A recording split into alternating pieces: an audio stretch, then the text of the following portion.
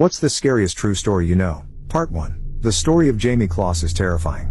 In rural Wisconsin last year, a 13-14-ish-year-old girl went missing after her parents were murdered in their home. Police arrived within 4 minutes or so, but she is just gone. Of course, speculation is that she was kidnapped, or that she was in on it, or dead, or whatever. Nobody knows because she has completely vanished. 88 days later, in the dead of a northern Wisconsin winter, she runs out into the street to a woman walking her dog. She had been held captive about 40 minutes from her home. All of that is scary enough, but here's the terrifying part. She had never had any contact with the guy that murdered her family and abducted her. One day he was driving to a new job, at which he only lasted a day, and saw her get on the school bus. At that moment he decided that he was going to take her. There was no warning. No grooming. There was absolutely nothing that she or her family could have done to avoid everything. A creepy young man saw her from 100 yards away and decided that he would murder her family and take her for himself. I remember reading ages ago about a guy who was in the military. He got back home after a tour of duty to find his wife and 2 kids dead. They lived in a remote location. Turned out the mom had a sudden heart attack or stroke or something, and the 2 little kids had died of starvation or dehydration as they were too young to care for themselves. Not exactly a ghost story, but as a parent that scares the shit out of me. Please follow for more scary stories. What's the scariest true story you know? Part 2. In 1949, Timothy Evans was wrongly executed for murdering his pregnant wife and daughter. The actual murderer, John Christie, was a prosecution witness at Evans' trial. After Evans was executed, Christie went on to kill 4 more people. Had the police handled the forensic evidence properly, Christie would have been caught when they were investigating Evans, and those 4 people would still be alive. The government didn't acknowledge that Evans was innocent until 2004. Joseph Fritzl imprisoned his daughter in a secret room in his basement for 24 years, and fathered 6 to 7 children on her. He actually planned the whole thing 6 years in advance, got a building permit and built an inescapable apartment-like prison underneath his house. He drove miles to dispose of trash and do shopping for the imprisoned, and not be recognized while doing so. Seriously fucked up. He was only found out because one of the children he fathered got seriously ill and had to be taken to the hospital after spending her whole 19-year-long life underground. He claimed that his daughter, Elizabeth, thought to have been abducted by a cult, dropped the granddaughter off at his house because she wasn't able to take care of the sick young woman. Doctors found the story fishy, involved authorities, and demanded to speak to Elizabeth in order to find out what her daughter was suffering from. Please follow for more scary stories. What's the scariest true story you know? Part 3. The Franklin Expedition. Somewhere in the neighborhood of 150 British sailors and military personnel on 2 ships embarked on a mission to find the Northwest Passage from the Atlantic across to the Pacific through Arctic waters. The ships, named HMS Erebus and HMS Terror, 2 former warships reclassified as icebreakers thanks to their sturdier builds, departed British waters in the 1845 and were never seen again. In subsequent rescue attempts and investigations it was discovered that quite possibly everything that could have gone wrong on the expedition did so. The weight of the ships with their reinforced hulls and decks designed to fire mortars and cannons off of worked against them as much of the waters crossed were shallow and filled with rocks and icebergs. The time chosen to launch the expedition occurred at one of the coldest Arctic periods in recent history, meaning the polar ice and particularly the pack ice didn't melt like usual as the ships became locked in the frozen water and essentially experienced an endless winter for over 4 years. The food they stored, which was supposed to last for years thanks to the revolutionary new process of canning, was bought at the lowest bidder. Much of the food was improperly sealed and spoiled, leading to food poisoning, and even the ones that were properly sealed and kept intact were riddled with lead thanks to the soldering used to keep the food inside fresh. In conjunction with the lead pipes in the ships the men would have been drinking out of for years meant the entire crews of both ships was slowly being infected with all manner of diseases, namely botulism, scurvy and heavy lead poisoning, which also affects the mind, leading to memory loss, heavy paranoia and general mental deterioration, combined with already present tuberculosis that killed a small number of the crew before departing to the Arctic. After about 2 to 3 years stuck in the ice, the captain in charge of the voyage, John Franklin, and many other crew members died in unknown circumstances, and the remainder decided to abandon ships and try and hike out together to the nearest trading outpost and Backfish River in Canada, hundreds of miles away, by loading up their rowboats with supplies and fixing them on sleds to be pulled. All remaining crew perished on that journey. Their remains discovered by local Inuit/Netsilik tribes, who describe desolate campsites of skeleton-like corpses with hazily built, half-open tents and even human body parts in cook pots, heavily implying that the men resorted to cannibalism in their last desperate hours. Please follow for more scary stories. What's the scariest true story you know? Part 4. The USS West Virginia was a ship damaged during the attack on Pearl Harbor. After the ship was attacked, the people on board heard banging noises coming from inside the ship. Turns out that these noises were people. They were trapped in a room to where they couldn't be broken out of it because of the water that would seep in and drown them, and they couldn't be brought out from the top because of the gases that lingered there that were extremely flammable. When the vessel was salvaged 6 months later, the bodies of these 3 men were found. The other things that remained were empty cans of food and water and a calendar marked from December 7th to December 23rd. This means they were trapped in there for 16 days. They probably kept wondering if they were ever going to make it out, and then had to come to the realization that they might not be saved, and they had the fear of drowning in the tight little compartment of the ship. They had to face the realization that you are going to die and the psychological torture that goes along with it. Please follow for more scary stories. Scariest real-life stories that you shouldn't watch alone. I grew up in a funeral home. I helped out in the office. When I was about 15, we got a call from a man whose wife and infant baby had been murdered in cold blood. There were very few clues. It made headlines. Cops set up surveillance at the viewing. It was heartbreaking, as the mother was holding the baby in her arms. I was asked to take the flower cards and periodically get the husband and ask if he recognized the names.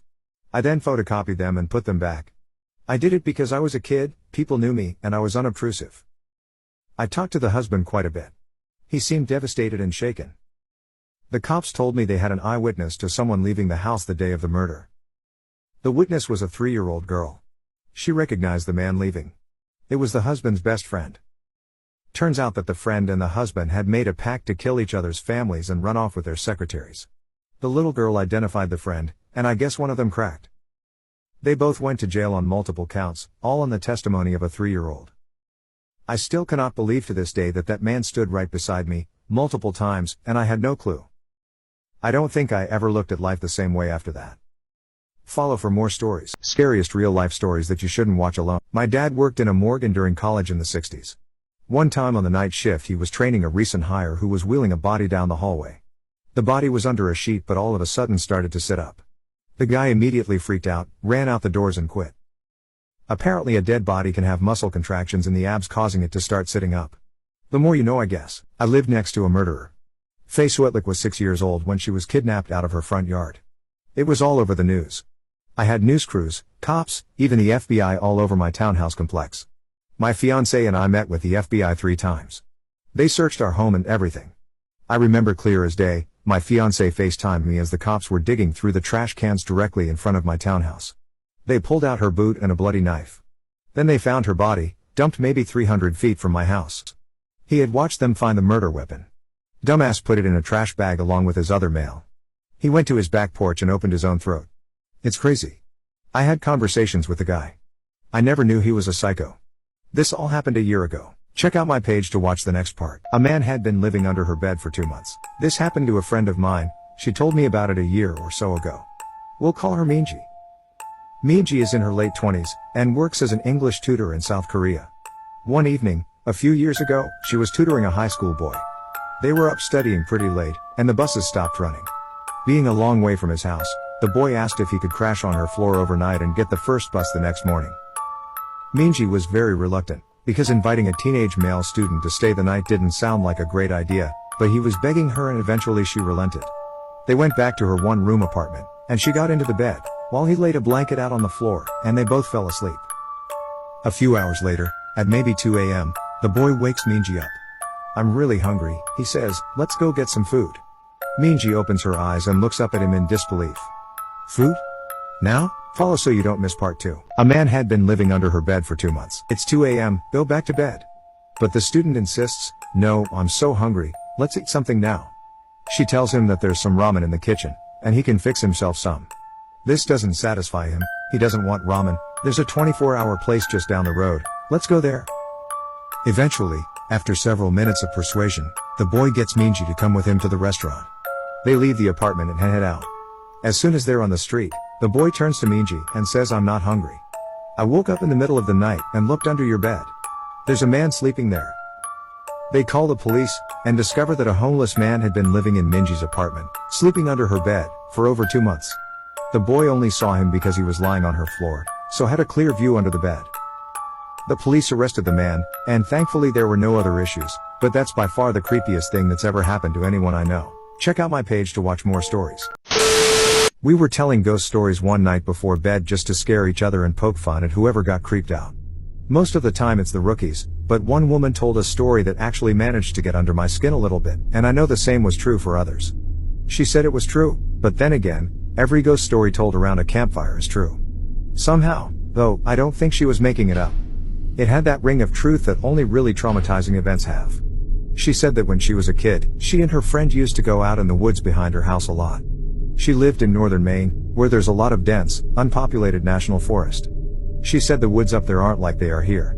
They're so thick in places that the trees block out the sun almost completely. She and her friend grew up there, so they weren't scared of being out there alone, but they did always maintain a sense of caution in certain areas. She said it was never really talked about, but they always knew not to go more than a mile or two beyond their homes. The adults never said why, but it was an unspoken rule that no one ventured out that far. She and her friend made up stories about bears as big as houses that lived out there, and they used to scare each other by hiding and making growling noises while the other searched for them. She said one summer, there was a series of awful storms that blew down a lot of trees, and set one part of the forest a few miles behind her house on fire. Fire crews got it under control, but she said some of them came back not quite the same. It was like they'd been to war. You could tell who'd really gotten scared because they had the same look on their faces. I think it's called shell shock. My friend and I said they were like walking dead people. They didn't smile or say anything if you went up to them, and most of them left town as soon as everything was over. I asked my parents about it, but they said they didn't know what I was talking about. Once everyone was told the woods were safe again, my friend and I decided to try and hike out to where the fire had been. We didn't tell our parents where we were going, and it was pretty exciting to think that we were disobeying them like that. We hiked out about 2 miles or so, and we started seeing burnt trees and stuff. I remember my friend got really upset because we found the skeleton of a deer curled up under a tree, and I practically had to drag her away. She wanted to bury it, but I didn't want her touching it because its antlers were weird. I can't remember why, I just remember thinking that there was something wrong with them and I didn't want either of us going near it. The farther we went, the more burnt everything got. Stay tuned for part 2. Eventually, there were no standing trees, and it was like being on another planet.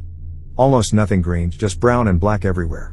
We were standing there looking at it all, and we both heard someone shouting in the distance. I panicked because I thought it was my dad, and then he was going to tell me I was grounded. My friend broke off and went to hide behind a big rock, because she said she didn't want to be caught out here. Her parents had forbidden her to come out in the woods at all, and she'd lied and told them we were going to a movie. I followed her, and we kept listening. I could hear this voice getting closer, and I realized they were calling for help. I thought maybe it was some hiker who'd gotten lost and needed directions back to town. That used to happen all the time, so I was used to helping people out. I heard him following my voice, so I kept calling out until I saw him running in the distance. He got closer and I could see that his face was all red. I told my friend to give me her pack, because she had a first aid kit. She made this noise like she was grossed out, and she asked if I saw his face. I told her to shut up, and I jogged up to meet him. I stopped about halfway, and when he stopped in front of me I could see that his nose and lips and part of his forehead were all gone. It was like they'd been sliced clean off. He was bleeding bad, and I saw that the knees of his pants were red too. I took a step back, but I was too scared to move much, and he grabbed my shoulders. It felt like I got a shock, and he jerked back. He started babbling, and I couldn't tell what he was saying, except that he kept asking how long he'd been gone. He asked me where his unit was, but I just shook my head. He looked me over and he saw my Walkman and he screamed. He just kept babbling and touching his face, and I realized he wasn't wearing the right clothing. He had some kind of weird gray cloth jacket and almost formal pants on, and the jacket had these weird buttons and red borders on it. I kept shaking my head and I told him I couldn't understand what he was saying. I went to open the first aid kit, but he just screamed again and said the only thing I could really understand: "Don't touch me. You'll make me go back there." After that, he ran off, and I could hear him screaming the whole time. When I couldn't hear him anymore, I turned around, and my friend was crying. I just turned around and started walking back toward town. She asked me over and over what had happened and who that was, but I didn't say anything. When we got home, I told her I didn't want to play in the woods with her anymore. We're still friends, but we don't talk about that guy. Not ever. A woman thought this was just a pimple, but it turned out it was something horrible, and it could also happen to you. The story of a woman who went on vacation to a tropical country has been circulating on the internet for years. While on vacation, she fell asleep on the beach one day. After waking up from the nap hours later, she felt a burning sensation on one side of her face and attributed it to sunburn. But the pain got worse and worse, and when she got home, her face began to swell. A boil formed and began to itch madly. Not knowing what to do, she made an appointment with the doctor, who after looking at the boil closely he determined the best thing was to drain whatever liquids were inside. When he did, nothing came out, not a single liquid, so he closed in and noticed something that made him petrified, and out crawled thousands of baby spiders. Follow as you want to watch more creepy stories. This woman's life was a lie. Good morning, sunshine. Time to wake up. I open my eyes and see Nurse Judy, ready to give me my morning injection. I sit on the bed and roll up my pajama sleeve. I feel the needle under my skin and the medication flowing inside my veins. The nurse gives me a wide smile. Good girl. You can go to the canteen now and have breakfast with your friends. Friends? I don't have friends here. My friends are almost 60 miles away from me.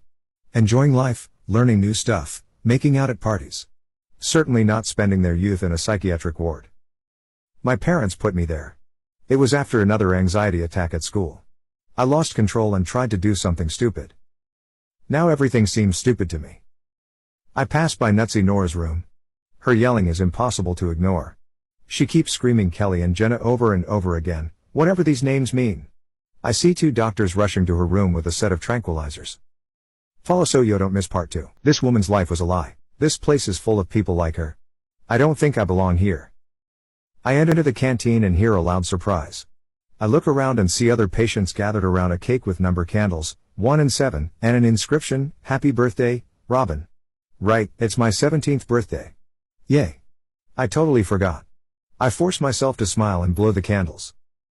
The cake tastes like soap. Or a cough syrup. I hide both candles in my pocket when nobody's watching. I guess it's the only gift I can count on today.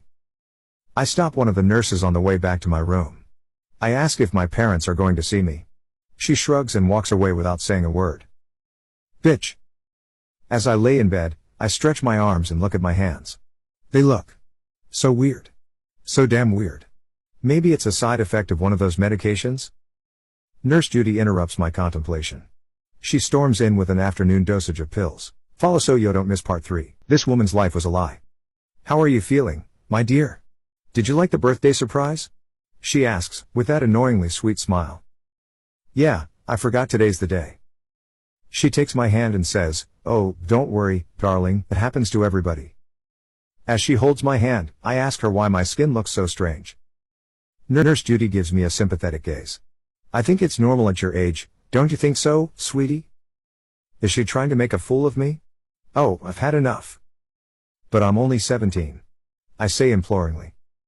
I don't know any other teenager with hands like these. Just look. I take the candles out of my pocket and almost rub them in her face. You see? 1 and 7. 17. I bellow. Judy gently takes the candles from my shaking hands. Robin, it's not 17. Let me show you the right order. It's 7 and 1. 71. Check out more stories on my page. My brother gets creepy calls every night at 2 a.m. A few years ago my brother would get a call on his cell phone around 2 o'clock to 3 a.m. every night. He would answer and it was this hellish sounding noise. Like static mixed with screams. He changed his cell number after a month of this and it stopped. Then after a week or so it began again. The exact same noise. Exact same time. Finally one day he decided to backdeal the call. It was an old man that had no clue what he was talking about. Still the calls persisted. If he didn't answer, it would call a few more times. No messages were left. He decided to say screw it. Ended his contract with his phone company, switched to a new one, and then got another new number. You guessed it, the screaming static calls continued after a short delay. By this time he was terrified every night. Unsure why this was happening. He backdialed the number again and got a different person. Around this time he lost his job and his phone. The call stopped of course. His phone was disconnected now. So one day my mom asked me to listen to this weird message she got on our home phone. It was the static screaming. We showed my brother and he was freaking out. He backdialed the number again and it said the number was disconnected this time. Never heard from it again after that. Check out my page for more stories. Creepiest ghost stories that turned out to be true. I was about 7 years old, my brother about 10. It was well past our bedtime when our mom woke up off the couch to put us to bed. Our dad worked construction out of town back then, so it was often just us 3 at the house for weeks at a time. Up the stairs and to the immediate right was our parents' bedroom. Going left put you in the middle of a hallway.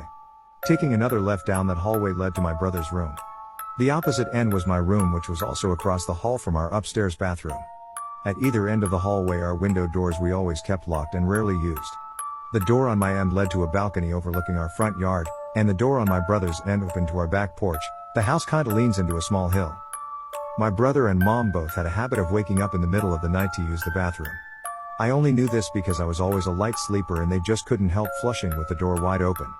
This night, however, my brother stopped on his way to his room and came back towards the bathroom. I'm gonna try to pee before I go to bed. The past few nights I've been too afraid to walk to the bathroom. I keep seeing a man wearing stripes at the end of the hallway. I don't know if my mom wrote it off as my brother telling ghost stories to try to scare me or if she was already half asleep and didn't catch it, but she didn't react at all to my brother's confession. I, on the other hand, was terrified by it. The fear of seeing a ghost like that at the end of the hallway or through the windows is the reason I started running from the stairs to my bedroom at night. Follow so you don't miss part 2. Creepiest ghost stories that turned out to be true. Years later, when I was about 18, my mom and I were having a conversation in her car about a dog we had for a very short time when I was little. We were sharing stories about Max's tendency towards destroying my shoes and other unruly behaviors when my mom blurted out, "Do you remember that time I opened the front door for the cops and Max ran inside to the kitchen and started tearing open that big bag of dog food we had?" This really caught me by surprise, because in all the years I lived in that house we never once called the cops, gun owner family in a quiet, rural WV neighborhood, etc. I asked her what she was talking about and she looked equally surprised as if she had just revealed something by accident. "Oh, that's right. I never told you because you were too young at the time. One night, I woke up hearing noises outside my window and when I looked I saw a man staring into my bedroom." She went on to describe how turning on the lights caused him to take off running and how she grabbed my dad's pistol before calling the cops. I can't remember all the details I gave them when they showed up. Tall white male, wearing a striped shirt and jeans, short dark hair. Something like that. They said it matched the description of a man they were looking for in the area. It turns out he had escaped from jail on a murder charge. Now, I know it sounds so obvious hearing those two stories back to back, but it wasn't until a few years ago, in my mid-20s, that I pieced together that my brother had unknowingly warned us about a murderer who spent multiple nights casing our home. Follow so you don't miss more scary stories. Terrifying imaginary friend story. When I was younger, I had an imaginary friend who lived in this massive antique dresser. We'd chill out and I vividly remember him telling me stories, although I have absolutely no recollection of what they actually were. I remember one day talking to my parents about it. Dad traveled quite a bit so he wasn't up to date with what I was into, and when I started telling him about my dresser buddy, he wanted to know his name.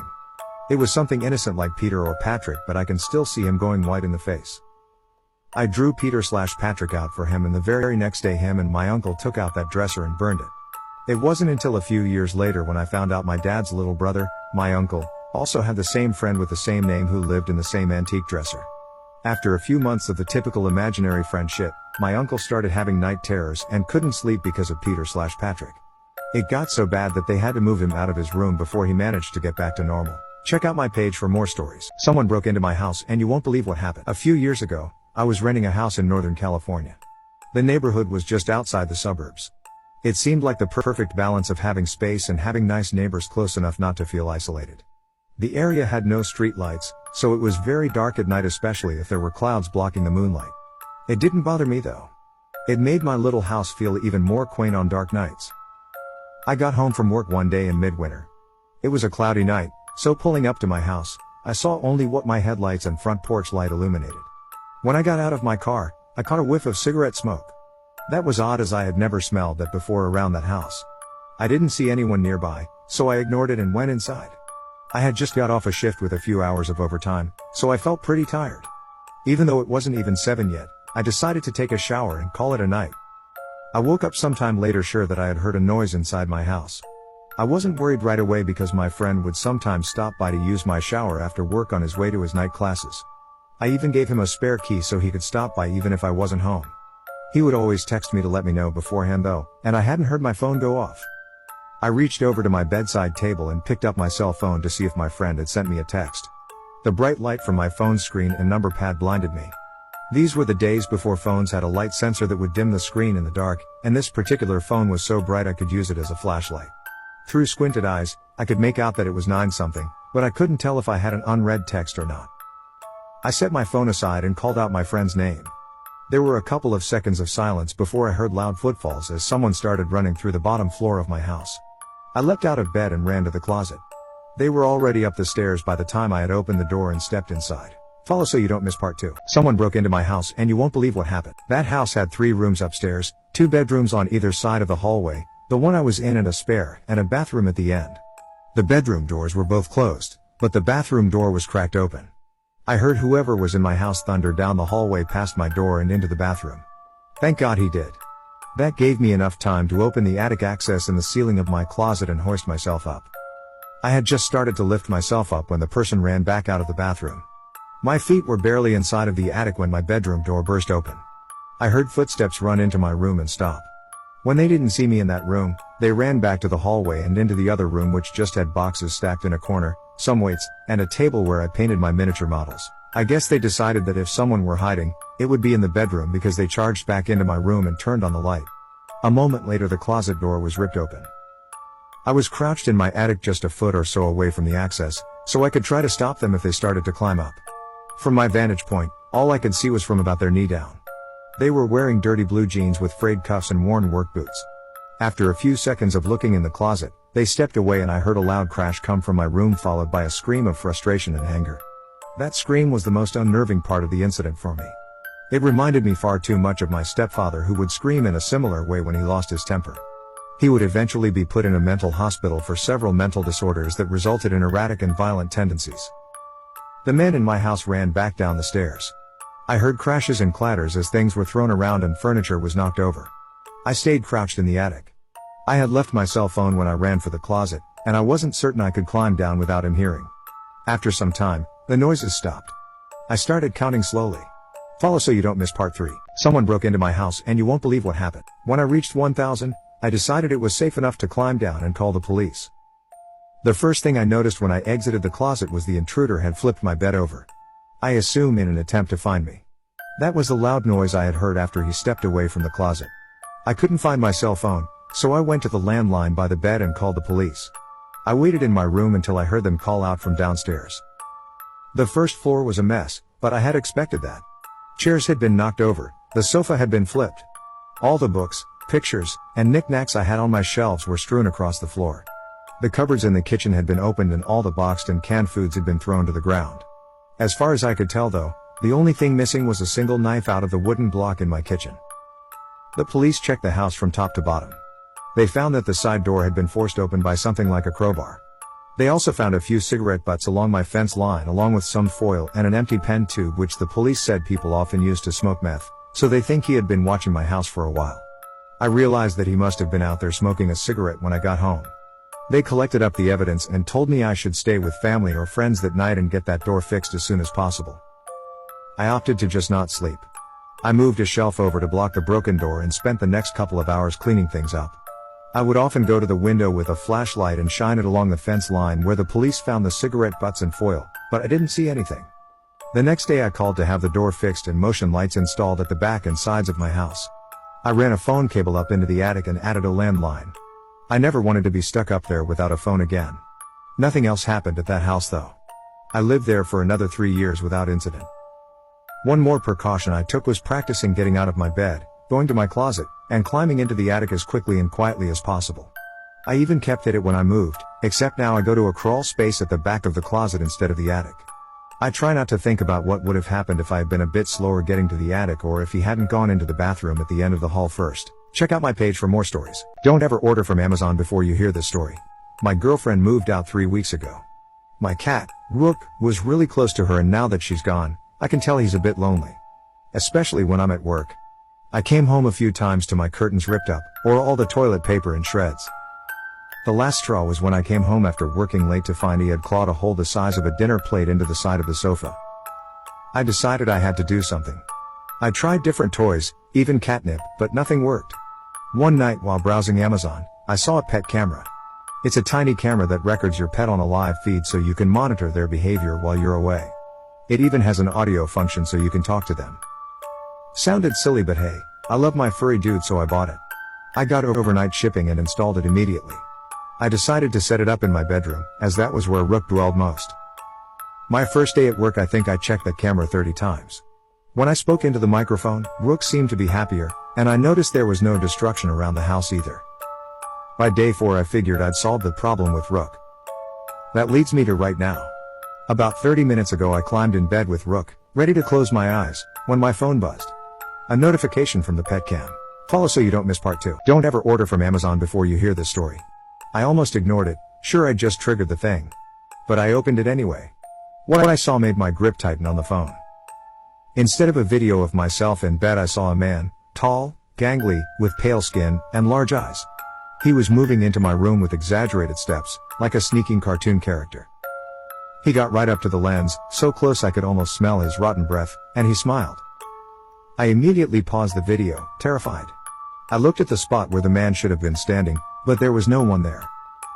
I went onto Amazon and found the pet cam, and read the reviews, hoping for some weird glitch. It had to be a joke, right? The first dozen reviews were pretty standard, but it was the last that caused me to bolt upright. The customer complained that the camera was on a time delay, sometimes as much as 15 minutes. I went back to the video and pressed play with shaky fingers. I watched in horror as the man slithered under my bed, giving the camera a wink before disappearing in the darkness. Then I saw myself enter the room and climb in bed before the video ended. Now I'm sitting in my bed, knowing he's under it. I could call the police, but I doubt I'd have time. So please, do yourselves a favor and read the reviews. Check out more scary stories on my page.